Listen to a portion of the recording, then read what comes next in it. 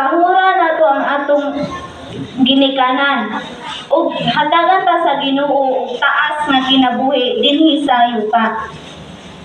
Unsa di atong makuha sa pagtahod nato sa atong mga ginikanan? Una, hataas ug ginapanalanginan na kinabuhi.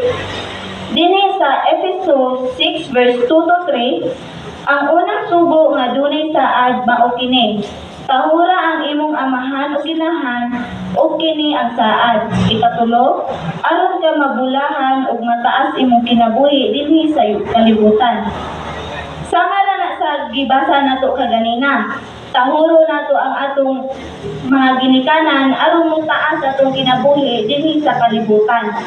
Ang ikaduhang benepisyo, kaalam o giya. Sa Proverbio 23 verse 22, pamatia ang imong amahan kay kung wala pa siya, wala ka unta matawo. Ayaw pagpamaya ang imong inahan, ini katigulang nga niya. Mamati ta sa atong mga ginikanan, kay walay tambag ang ginikanan na makadaot sa anak. Ug ini katigulang na ang imong ginikanan, ayaw sila pamaya, ayaw sila kasuka, kay kini makakasakit kanila.